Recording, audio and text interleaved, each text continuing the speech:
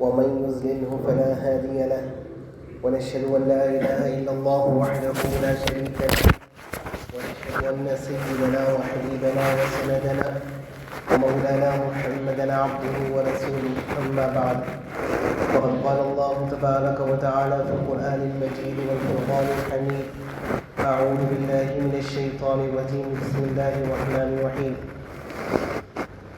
لقد كان لكم في رسول الله أسوة حسنة صدق الله العظيم وصدق رسوله النبي الكريم ونحن على ذلك من الشاهدين والشاكرين والحمد لله رب العالمين رب اشرح لي صدري ويسر لي أمري واحلل عقدة من لساني يفقهوا قولي اللهم صل على سيدنا محمد وعلى آل سيدنا محمد وبارك وسلم.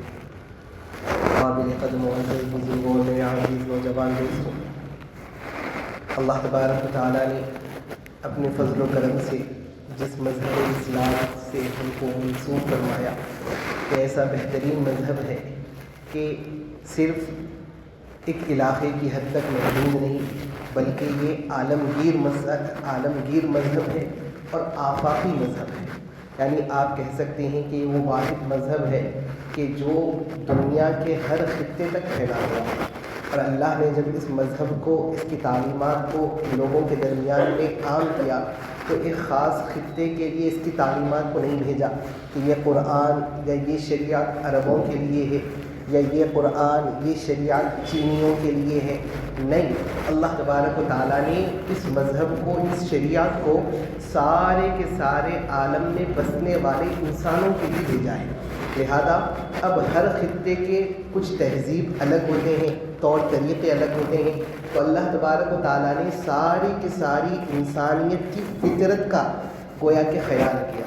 اسی لیے کہا جاتا ہے کہ یہ دین اسلام دین فطرت ہے کہ اس میں ایک خاص قوم، ایک خاص کلچر کے خیالات کو اور ان کے طور طریقے کو سامنے رکھ کر احکام نہیں بنائے گئے بلکہ انسان کی فطرت کو، انسان کے مزاج کو سامنے رکھ کر اللہ تعالیٰ نے اس دین اور شریعت کے اندر احکام کو نافذ فرمایا ہے. اس لیے کہ ہم کو ہم سے زیادہ بہتر وہ ذات جانتی ہے جس نے ہم کو بنایا. تو اللہ تعالیٰ ہماری فطرت سے، ہمارے مزاج سے جتنا ہم واقف نہیں ہیں اس سے زیادہ اللہ تعالیٰ واقف ہے.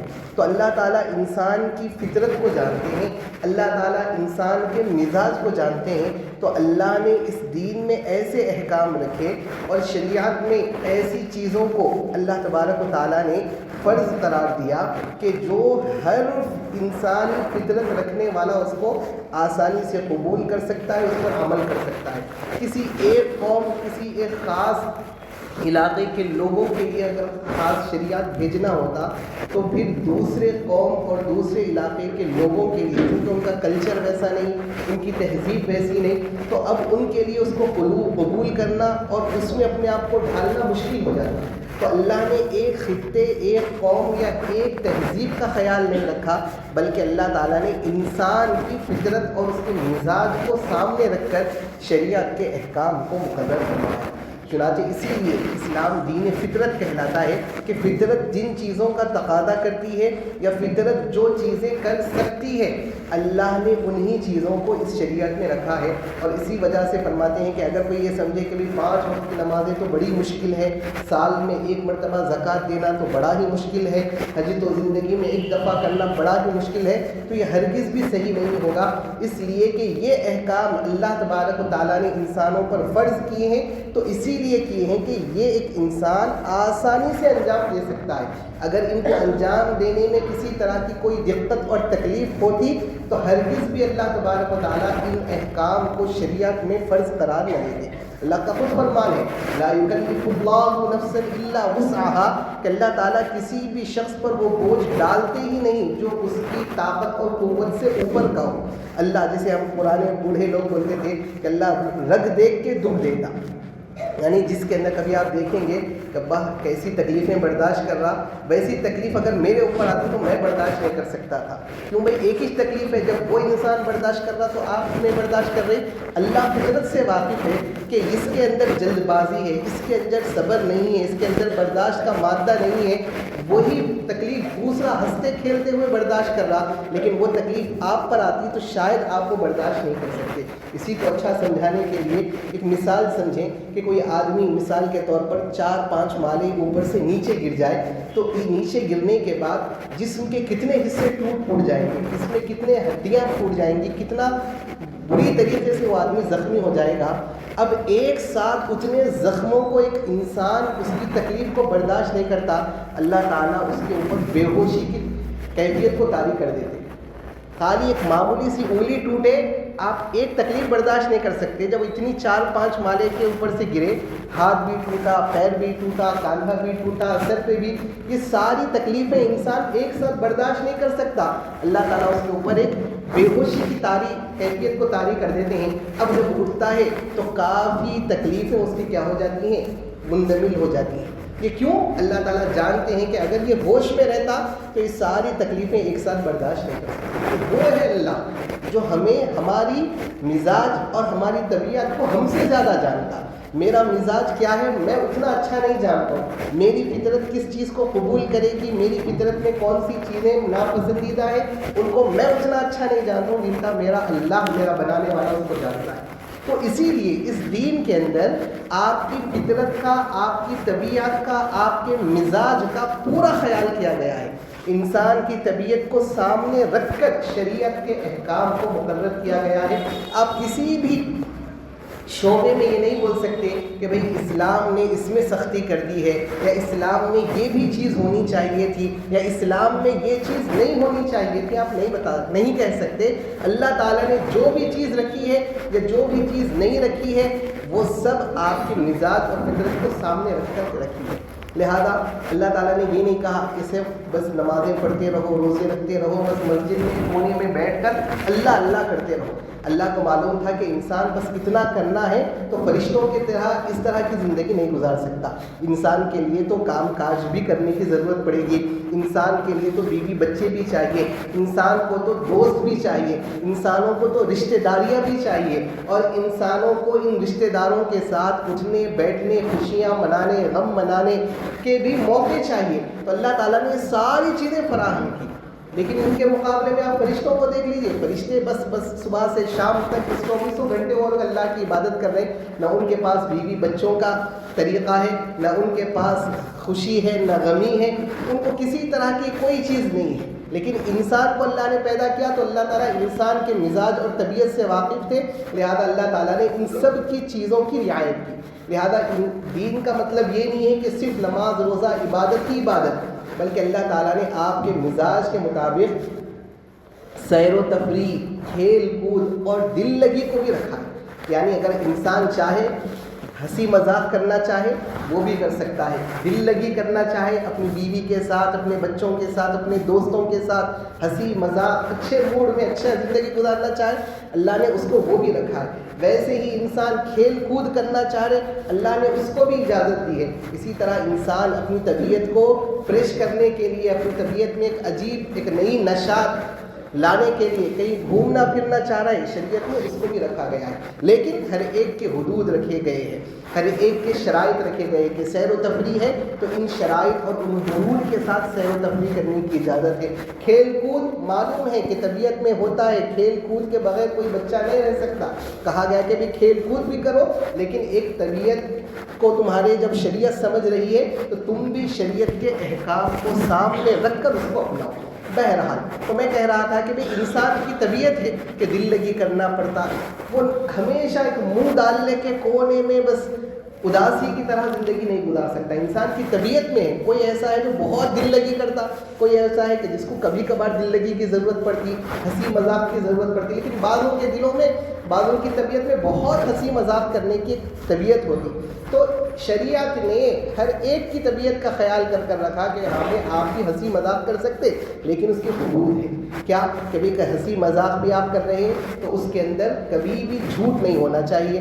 ہنسی مذاق کر رہے ہیں تو کسی کا اس میں مذاق نہیں بنانا ہے، کسی کی تحقیر نہیں کرنا ہے، کسی کو تذلیل نہیں کرنا ہے، کسی کو برے القاب سے نہیں نوازنا ہے، کسی کو ہنسانے کے واسطے بولے ارے کہاں ہے وہ لنگڑا دکھ رہا نہیں بہت دنوں سے، اب 4 لوگ ہنس رہے ہیں، آپ بولے کہ دیکھو میں کتنا ہنسا دیا لوگوں کو. یہ آپ کی یہ طبیعت، اسلام میں اس کی اجازت نہیں ہے کہ کسی کو لنگڑا کہہ کر، کسی کو گڈھا کہہ کر، کسی کو کالا کہہ کر آپ مذاق بنا رہے ہیں اور 4 لوگ آپ کے اس مذاق پہ ہنس رہے ہیں، تو یہ اسلام میں جائز نہیں ہے. جھوٹے قصے بیان کر کے، جھوٹی باتیں بیان کر کے آپ لوگوں کو ہنسا رہے. اب آپ بولے سامنے والے کو بھی معلوم ہی چلے میں جھوٹ بول رہا ہوں، خالی بس ہنسنے کے واسطے بولو، تب بھی اسلام میں اس کی اجازت نہیں ہے. اللہ کے رسول صلی اللہ علیہ وسلم سے بھی مذاق کرنا ثابت ہے. اللہ کے رسول صلی اللہ علیہ وسلم جب صحابہ کے ساتھ مذاق کرتے تھے تو ابو ہریرہ کہنے لگے یا رسول اللہ انک تداعبنا، آپ بھی ہمارے ساتھ مذاق کر رہے ہیں، آپ تو اللہ کے رسول ہیں. فرمانے لگے انی لا اقول الا حقا، نعم میں بھی مذاق کرتا ہوں، کیوں نہ کروں، میں بھی مذاق کرتا ہوں، لیکن میں مذاق میں بھی جھوٹ نہیں بولتا ہوں. اب دیکھیے مثال اللہ کے رسول کیسا مذاق کرتے تھے. ایک دفعہ ایک صحابی رسول آئے اور آ کر کہنے لگے یا رسول اللہ مجھے ایک بڑا سفر کرنا ہے لیکن میرے پاس سواری میسر نہیں ہے، آپ کسی طرح سے انتظام فرما دیجئے کہ میں سواری مجھے مل جائے، ایک اونٹ، تاکہ میں اپنا سفر مکمل کر سکوں. تو حضور اکرم صلی اللہ علیہ وسلم نے کہا کہ آؤ بھائی کوئی ادھر آؤ، اس کو ایک اونٹنی کا بچہ دے دو تاکہ اس کی ضرورت پوری ہو جائے. تو بھائی یا رسول اللہ میں نے کہا کہ ایک اچھا اونٹ چاہیے، مجھے اس پر سوار ہو کر سفر کرنا ہے، اونٹنی کا بچہ لے کر کہاں اس کو پالتے پوستے، میں کہاں اس کی فکر کرتے رہوں گا، مجھے تو سواری سفر کے لیے اونٹنی چاہیے یا اونٹ چاہیے. تو اللہ کے رسول نے کہا کہ آؤ بھائی اس کو ایک اونٹ کا بچہ دے دو. تو بار بار 3 دفعہ انہوں نے اسی طرح کہا. اللہ کے رسول نے کہا کہ اس کو ایک اونٹ کا بچہ دے دو. تو انہوں نے کہا یا رسول اللہ میں اونٹ کے بچے کا کیا کروں گا. انہوں نے اللہ کے رسول نے مسکراتے ہوئے کہا کہ میں تیرے کو 10 سال کا بھی اونٹ دیا تو کسی نہ کسی اونٹ کا بچہ ہی تو ہوگا. تو اللہ کے رسول نے کیا کہا، اونٹ کا بچہ دو. سامنے والا سمجھ کہ مجھے اونٹ کا چھوٹا بچہ ملے گا، اگر 10 سال کا نوجوان اونٹ بھی ملے گا تو کسی نہ کسی اونٹنی کا بچہ ہی ہوگا. اللہ کے رسول نے کہا کہ دیکھو میں مذاق کرتا ہوں لیکن مذاق میں بھی میں جھوٹ نہیں بولتا. اس کے بعد ایک خاتون، ایک بوڑھی عورت آئی، فرمایا یا رسول اللہ دنیا جیسی تھی کٹنی تھی کٹ گئی، اب بس آپ یہ دعا کریے کہ اللہ مجھے جنت دے دے. تو اللہ کے رسول صلی اللہ علیہ وسلم نے فرمایا کہ خدا کی قسم کوئی بھی بوڑھی جنت میں نہیں جائے گی. اب وہ بے اختیار زار و خطار رونے لگی کہ یا رسول اللہ ہم بوڑھیوں نے ایسا کیا کیا، ہم بوڑھیوں نے ایسا کیا کیا کہ ہم جنت میں نہیں جائیں گے، آپ دعا کریے کہ میں جنت میں جاؤں. اللہ کے رسول نے قسم کھا کر کہا کہ خدا کی قسم کوئی بھی بوڑھی جنت میں نہیں جائے گی. فرمایا کہ بھائی جب وہ بہت رو رہی تھی، ہچکیوں پر آ گئی تو کہنا کہنے لگا تو قرآن نہیں پڑھتے. قرآن میں اللہ نے فرمایا انا انشأناہن انشاء فجعلناہن ابکارا عربا اترابا، کہ ہم ان عورتوں کو دوبارہ پیدا کریں گے، یعنی قبروں سے اٹھائیں گے، دوبارہ پیدا کریں گے اور بالکل نوجوان کنواری خوبصورت عورتوں کی شکل میں ان کو جنت میں داخل کریں گے. تو بوڑھیاں بھی کل قبروں سے اٹھیں گی اور جنت میں جائیں گی، تو بوڑھی بن کر نہیں جائیں گی، اگرچہ کہ بوڑھی بن کر مری، لیکن اب جنت میں جائیں گی تو بوڑھی نہیں جائیں گی، جوان جائیں گی. تو بوڑھی کوئی بھی جنت میں نہیں جائے گی، جو بھی جائے گی جوان ہی جنت میں جائے گی. تو بوڑھی ہے تو بھی جوان ہو کر ہی جائے گی. تو اللہ کے رسول نے مذاق کیا، لوگوں کو ہنسنے کا موقع ملا، لیکن اسی طرح کا کوئی جھوٹ نہیں ہوا. آپ علیہ الصلوۃ والسلام بہت صحابہ کے ساتھ مذاق کیا کرتے تھے، اور آپ علیہ الصلوۃ والسلام کے ساتھ صحابہ مذاق کرتے تھے ادب کا رعایت کرتے ہوئے، اللہ کے رسول کا خیال کرتے ہوئے. صحابہ بھی اللہ کے رسول کے ساتھ مذاق کرتے تھے. ایک دفعہ غزوہ تبوک کا موقع ہے، آپ علیہ الصلوۃ والسلام سفر میں ہے، جنگ چل رہی، جنگ کے لیے سفر چل رہا ہے، اس میں بھی کس طرح اللہ کے رسول اور صحابہ کے ساتھ اچھا میل جول ہے. تو آپ علیہ الصلوۃ والسلام کے لیے راستے میں خیمہ لگایا گیا، پڑاؤ کچھ دیر کے لیے ایک جگہ رکے تھے تو خیمہ لگایا گیا. اب تھوڑی دیر کے لیے رکنا تھا، پھر فوری اڑنا تھا، تو کوئی بڑا خیمہ نہیں لگایا گیا، چھوٹا سا مختصر سا خیمہ لگا دیا گیا. اللہ کے رسول نے کہا کافی ہے، کوئی بات نہیں، چلو تھوڑی دیر کے لیے تو رکنا ہے. اللہ کے رسول اس خیمے میں چلے گئے، کچھ دیر کے لیے آرام کریں. اور اس کے بعد ایک صحابی حضرت کعب بن مالک اشجعی رضی اللہ تعالیٰ، اور بن مالک اشجعی رضی اللہ تعالیٰ، ان کو اللہ کے رسول سے کچھ کام تھا. انہوں نے کہا یا رسول اللہ اجازت ہے تو میں اندر آؤں، مجھے آپ سے کچھ بات کرنی تھی، ملاقات کرنی تھی. تو آپ سے نے کہا کہ بالکل آ جاؤ، اندر آ جاؤ. تو فرمایا کہ یا رسول اللہ اکلی او بعضی، پورا آؤں یا تھوڑا ہوں، یعنی خیمہ اتنا چھوٹا ہے میں پورا شاید نہیں آ سکتا ہوں، پورا آؤں یا تھوڑا ہوں. اللہ کے رسول مسکرائے اور مسکرا کے کلک پورے آ جاؤ، پورے آ جاؤ، یعنی مذاق کرنے کا انداز. اللہ کے رسول صلی اللہ علیہ وسلم کے ساتھ بھی مذاق کرنے اتنا چھوٹا خیمہ ہے کیسا ہو، بولے پورے کے پورے آ جاؤ. اسی طرح حضرت علی رضی اللہ تعالیٰ کے ساتھ اللہ کے رسول صلی اللہ علیہ وسلم مذاق کرتے تھے. حضرت علی بھی ادب کا دائرہ، ادب کا پاس و لحاظ رکھ کر رسول اللہ صلی اللہ علیہ وسلم کے ساتھ مذاق کرتے تھے. ایک دفعہ دسترخوان بچھا ہوا ہے، کھجوریں ہیں، سب کھجوریں کھا رہے ہیں. آپ علیہ السلام کھجوریں کھا رہے ہیں، اور کھجوریں کھانے کے بعد جو روٹیاں آ رہی بازو میں حضرت علی تھے، حضرت علی کے پاس اپنی ساری روٹیاں ڈال دیں. جسے ہم بھی مذاق میں کھاتے ہیں اور اپنے ہڈیاں کیا کرتے بازو والوں کے پاس ڈالتے ہوئے کتنا کھایا نہیں بھائی. تو ویسے اللہ کے رسول کھجور کھاتے جا رہے ہیں، روٹیاں اپنے پاس نہیں رکھ رہے، حضرت علی کے پاس رکھتے جا رہے ہیں. اور اس کے بعد بولے کہ دیکھو علی کو کتنی بھوک لگ گئی، علی کو دیکھو کتنی بھوک لگ گئی. تو سب مسکرائے. حضرت علی رضی اللہ تعالیٰ بھی بڑے ذہین تھے، ادب کا خیال کرتے ہوئے آپ نے بھی جواب دیا. فرمایا یا رسول اللہ ایسا لگتا ہے کہ مجھ سے زیادہ بھوک آپ کو لگ رہی ہے، آپ ایک بھی گھٹلی نہیں چھوڑ رہے ہیں. میں تو پھر بھی گھٹلیاں چھوڑ رہا ہوں، آپ کے پاس تو ایک بھی گھٹلی نہیں ہے، آپ بھی کھاتے جا رہے ہیں لیکن آپ کی ایک گھٹلی بھی نہیں ہے. تو یہ ہے کہ شریعت میں، اسلام میں ایسا نہیں ہے کہ ہنسی مذاق کرنا ناجائز ہے، حرام ہے. رسول اللہ صلی اللہ علیہ وسلم نے کر کر دکھایا. صحابہ کے ساتھ بالکل دوستانہ طریقے کے ساتھ اللہ کے رسول رہے. کبھی کبھار صحابہ ڈرتے تھے، حیرت کھا جاتے تھے کہیں ایسا نہ ہو کہ ہماری آواز بلند ہو جائے، یا ہمارے ہنسی مذاق میں کہیں کچھ ایسا نہ ہو جائے کہ اللہ کی طرف سے وحی آ جائے.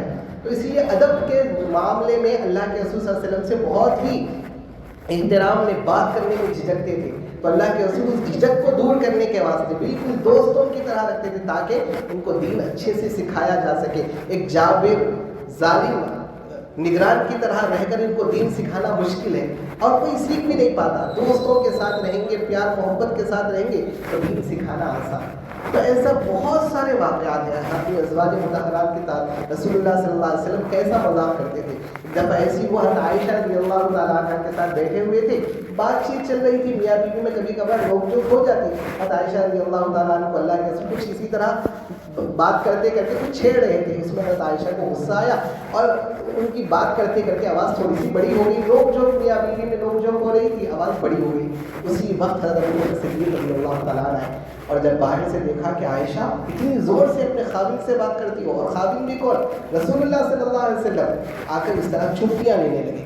اور اتنی ہمت، شوہر سے اتنی زور سے بات کرتے، اللہ کے رسول سے ایسا بات کرتے. تو اللہ کے رسول بیچ نہ کرے، نہیں مت کرو، میں بھی تو مذاق ہی کر رہا تھا، میں بھی تو ہنسی مذاق ہی کر رہا تھا، جو کہے کچھ ایسا نہیں کرے، روک دو ابوبکر، رک جاؤ. بہرحال ابوبکر کے کہنے پر روکے کہ بہت زور سے انہوں نے چونٹیاں لی تھی. حضرت عائشہ کے آنکھوں سے آنسو نکل رہے تھے. حضرت ابوبکر چلے گئے، بولے کہ دیکھو آج میں تھا بول کے بچ گئے، نہیں تو تمہاری تو شامت تھی. یہ کہنا تھا. حضرت عائشہ کیا ہو گئی؟ ہنسنے لگے.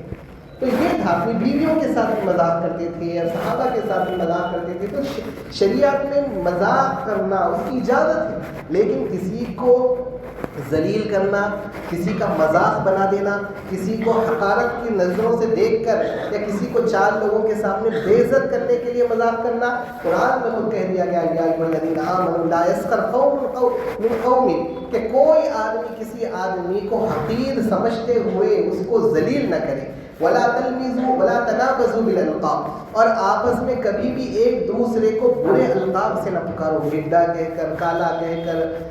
لوگ کہتے ہیں، ہرگز بھی ایسا نہیں. اسلام میں شریعت میں اجازت دی گئی ہے تو اس کے حدود کی رعایت کرتے ہوئے. اور کبھی جھوٹ نہیں بولا. جس سے کہانے پرانے قصے، ہمارے دادا ایسا کرے، ہمارے پردادا ایسا کرے، ہمارے خاندان کو ایسا تھا، لوگوں کو ہنسانے کے لیے آپ بول رہے ہیں اور سامنے والا بھی سمجھ رہا کہ اس میں جھوٹے بات آ گئی. سمجھ رہے ہمارے دادا کے پاس اتنا بڑا جو ہے سو ڈنڈا تھا، اس سے جو ہے سو ستارے لوگ کیا کرتے تھے، ادھر سے ادھر کرتے تھے. تمہارے دادا رکھتے کہاں تھے وہ ڈنڈا؟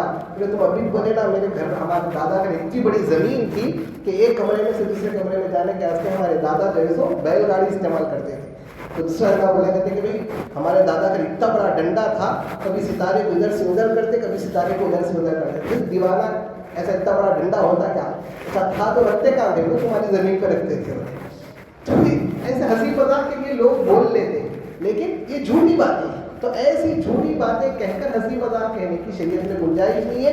جھوٹ جھوٹ ہونا، چاہے سامنے والا اس کو جھوٹ سمجھے، چاہے سامنے والا اس کو جھوٹ نہ سمجھے. لوگ کیا سمجھتے ہیں، ارے اس کو معلوم ہے میں جھوٹ بول رہا ہوں بول کے، پھر جھوٹ بولنے میں کیا ہے؟ نہیں، جھوٹ جھوٹ ہے. اور اللہ کے رسول صلی اللہ علیہ وسلم نے سختی سے منع فرمایا کہ جب ایک آدمی جھوٹ بولتا ہے تو اس کے منہ سے اتنی گندی بدبو آتی ہے کہ فرشتے کئی میل دور اس بدبو سے بھاگ جاتے ہیں. تو یہ شریعت نے، اس اسلام نے آپ کی مزاج کی رعایت کی، آپ کی طبیعت کی مزاج کی رعایت کرتے ہوئے کہا کہ ہاں ہنسی مذاق کرو، دل لگی کرو، لیکن شرائط کی حد میں رہتے ہوئے۔ ٹھیک اسی طرح جو اصل بات کہنی تھی وہ میرے کو یہ تھی کہ کھیل کود کی بھی شریعت نے اجازت دی ہے کہ کھیلو کودو، لیکن اس کے بھی حدود بیان کر دیے گئے، اور پھر یہ بھی بتا دیا گیا ہے کہ کون سا کھیل سب سے زیادہ پسندیدہ ہے۔ آپ علیہ الصلوۃ والسلام نے فرمایا کہ چند کھیل ہے جو اللہ کو بہت پسندیدہ ہے، وہ کیا ہے؟ تیر اندازی، تیر نشانہ لگانا، تیر اندازی کرنا، آج کے زمانے کے حساب سے آپ کو شوٹنگ اللہ تعالیٰ کو بہت پسندیدہ ہے، اتنا پسندیدہ ہے میں آپ کو بتاؤں کہ رسول اللہ صلی اللہ علیہ وسلم ان کی بہت تعریف کرتے تھے، ان صحابہ کی جو اچھے تیر انداز تھے، اس لیے کہ اس زمانے میں جہاد میں سب سے بہترین طریقہ لڑنے کا اور کامیابی حاصل کرنے کا وہ تیر اندازی تھی، اس لیے کہ تلوار لے کر بالمقابل آنا تو اس میں جان کو خطرے میں ڈالنا ہے، دور سے تیر چلا دو جان بھی بچ گئی اور دشمن بھی ڈھیر ہو گیا۔ تو تیر اندازی اس زمانے کا بڑا ہی مشہور فن تھا، اور جو اس میں ماہر ہوتا تھا اللہ کے رسول کی خوب تعریف کرتے تھے۔ حضرت سعد رضی اللہ تعالیٰ عنہ کے بارے میں آتا بہترین تیر انداز تھے، پورے صحابہ میں سب سے بہترین تیر انداز حضرت سعد تھے، جب کھینچ کر مارتے تھے اتنی دور تیر جاتا تھا، کسی کا تیر اتنی دور نہیں جاتا تھا، اور آپ کا تیر جب نکلتا تھا تو برابر نشانے پر لگتا تھا۔ احد کے موقع میں جب افراتفری پھیل گئی اور اللہ کے رسول صلی اللہ علیہ وسلم پر بھی پتھروں سے حملہ ہوا، کئی صحابہ نے آپ کو اپنی پناہ میں لیا تھا، بہت اللہ کے رسول کی حفاظت کر رہے تھے، اس لیے کہ پورے افراتفری کا شکار ہو گئے تھے، چند ہی صحابہ تھے تو اللہ کے رسول صلی اللہ علیہ وسلم کو گھیرے میں لے کر حفاظت کر رہے تھے۔ تو اس وقت حضرت سعد رضی اللہ تعالیٰ عنہ آپ کے سامنے تھے، کئی بار آپ کے ہاتھوں پر آئے، آپ کے پیروں پر آئے، آپ کے جسموں پر آئے، اللہ کے رسول کے اوپر بار آتے تھے، ڈھال نہیں تھی، ہاتھوں سے اس کو روکتے تھے، اور پھر اس کے بعد تیر چلاتے تھے، ایسا تیر چلاتے تھے جگہ پر جا کر لگتا تھا۔ اللہ کے رسول صلی اللہ علیہ وسلم تیر پیچھے ہے، اللہ کے رسول آپ کے پیٹھ کے پیچھے ہے، وہ ایک ڈھال ہے حضرت سعد، تو حضرت سعد جب تیر چلاتے تو اللہ کے منڈی اٹھا کر دیکھتے تھے تیر لگی یا نہیں لگی، تو یا رسول اللہ ایسا مت کریے کہیں آپ کو نہ لگ جائے، نہیں سعد میں تمہاری تیر کو جگہ پہ لگتے ہوئے دیکھ کر خوشی حاصل کرنا چاہوں۔ پھر اس کے بعد جو بھی تیر انداز وہاں سے جاتے تھے، کسی کے پاس تیرا رہتے تھے، اللہ کے رسول ان کے پاس سے تیرا لے کے صاحب کو دیتے تھے، تم چلاؤ، تم ایسے ہی چلانے والے۔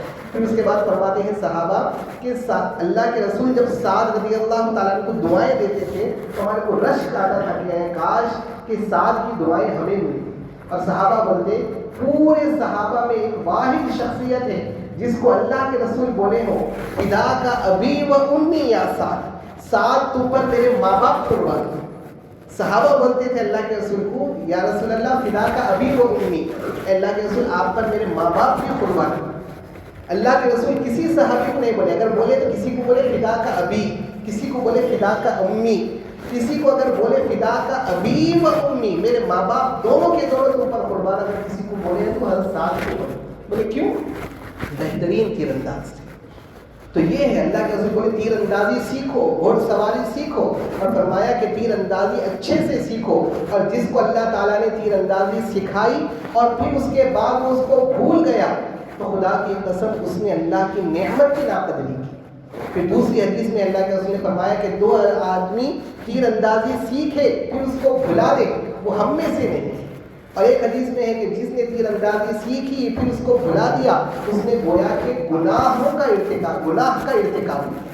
اور ایک حدیث میں اللہ کے رسول نے فرمایا قریب ایک وقت آئے گا کہ تم لوگ روم پر غالب آ جاؤ گے، روم کو تم لوگوں فتح کر لو گے، اس لیے کہ اس زمانے کا سپر پاور روم تھا، جیسے آج کے زمانے کا سپر پاور امریکہ بولتے ہیں آپ، اس زمانے کا سپر پاور روم تھا۔ اللہ کے رسول فرمایا ایک زمانہ آئے گا کہ تم سپر پاور روم کے اوپر بھی قبضہ کر لو گے، اور اللہ تبارک و تعالیٰ تمہارے لیے تمہاری طرف سے دشمنوں کے لیے کافی ہو جائیں گے، یعنی اللہ کا ساتھ رہے گا، بڑے سے بڑا دشمن بھی تمہارے سامنے ڈھیر ہو جائے گا، تم کو لڑنے کی ضرورت ہی نہیں رہے گی، تمہارا ایک روب ایسا ہوگا، سپر پاور طاقت کو بھی تم ہرا دو گے اور اللہ کی خصوصی مدد تمہارے ساتھ ہوگی، لیکن اس کے باوجود بھی تم لوگ تیر اندازی کے کھیل کو نہیں بولنا، یعنی ایسا نہ سمجھنا کہ اب تو حکومت سلطنت آ گئی اب تو ضرورت ہی نہیں ہے، ایسے ٹائم پہ بھی تم تیر اندازی کے کھیل کو نہیں بولنا۔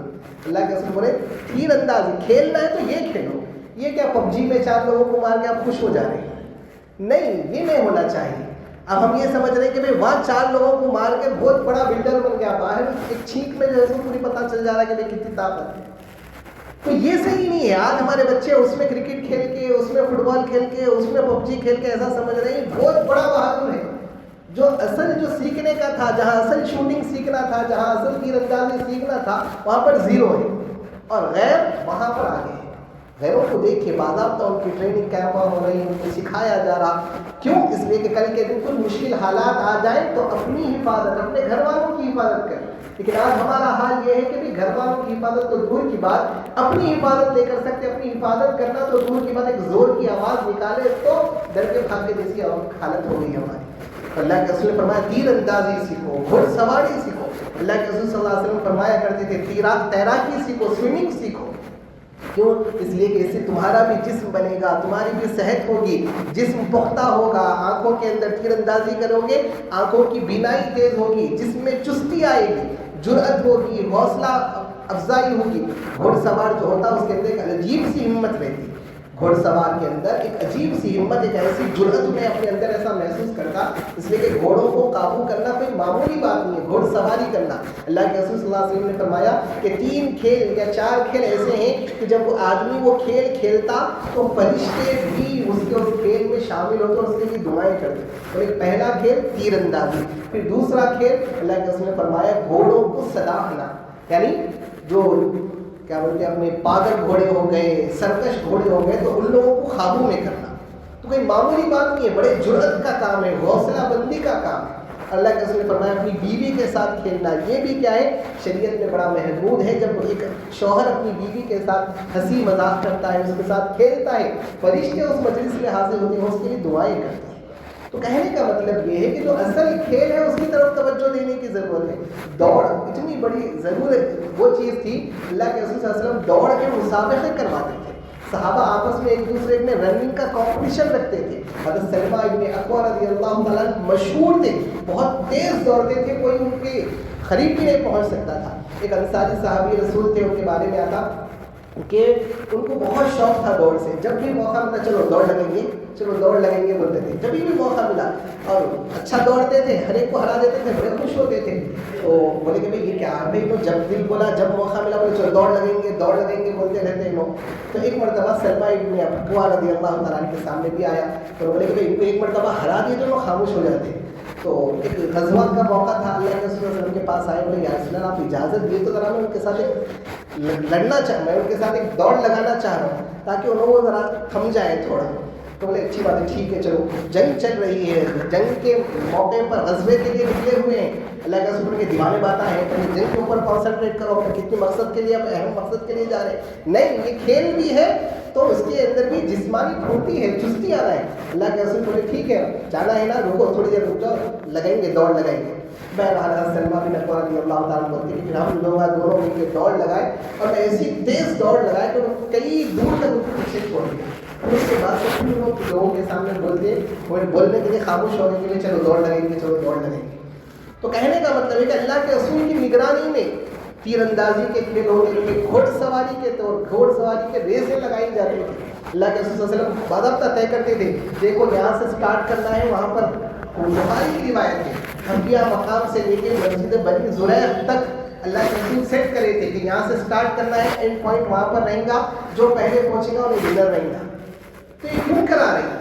تاکہ چستی آئے، جسم کے اندر جرأت پیدا ہو، اور کل کے دن مقابلہ ہو دشمنوں کے تو پھر یہ کھیل کام بھی آئے. آج کل کے کھیل آپ جتنے بھی لے لیجیے، یہ جتنے بھی ویڈیو گیمس ہیں، یہ ویڈیو گیم سے کیا 1 پیسے کا فائدہ ہے؟ 1 پیسے کا بھی فائدہ نہیں ہے، الٹا نقصان ہے. بیٹھے بیٹھے کمرہ درد، بیٹھے بیٹھے آلسی پن، بیٹھے بیٹھے دماغوں کا فتور، آنکھوں کی کمزوری، یہ سارے کے سارے. اس کے اندر ایک ایسا نشہ گویا کہ آ گیا. کتنی ویڈیوز دیکھ رہے ہیں آپ کہ بھائی بچے کو جو ہے ویڈیو گیم سے جو ہے روک دیے، باپ کو قتل کر دیا، اماں کو مار دیا، تھوڑی دیر کے واسطے فون ہاتھ میں سے کھینچ لو، پاگلوں کے جیسے حرکتیں کریں. اس لیے کہ نشہ ایڈکٹ ہو گئے اس کے لیے.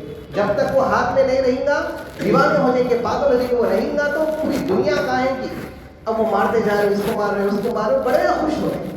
میرے عزیز دوستو، یہ کھیل کود اسلام میں اس کی گنجائش ہی نہیں ہے، گنجائش ہی نہیں ہے. اس سے آپ کا جسم بھی خراب، آپ کا وقت بھی خراب. کھیلنا ہے تو ایسے کھیل کھیلیں. اور یہ ساری باتیں ویڈیو گیم کے بیچ میں آگے جو اصل کہنے کا ہے وہ پتنگوں کا ہے. اب جو موقع آیا ہے اب پتنگا پلنے والے ہیں اور پتنگا پل بھی رہے ہیں اور لوگ ہمارے کیا ہوتے ہیں اس میں بھی شامل ہو جاتے ہیں. تو اس کے اندر بھی دیکھیے سوائے ضیاء وقت کے، پیسوں کی خرابی کے، وقت کی خرابی کے اور کچھ بھی حاصل نہیں ہے. اور دوسرا یہ کہ غیروں کی مذہبی تہوار ہے، جیسے دیوالی میں پٹاخے چلانا غلط ہے. کیوں؟ اس لیے کہ وہ لوگ اپنے مذہبی عقیدے کے مطابق کسی چیز کی خوشی میں پٹاخے پھوڑ رہے ہیں، آپ ان کا ساتھ دے کے ان کے ساتھ پٹاخے پھوڑ رہے ہیں، تو اس لیے وہ بھی ناجائز ہے.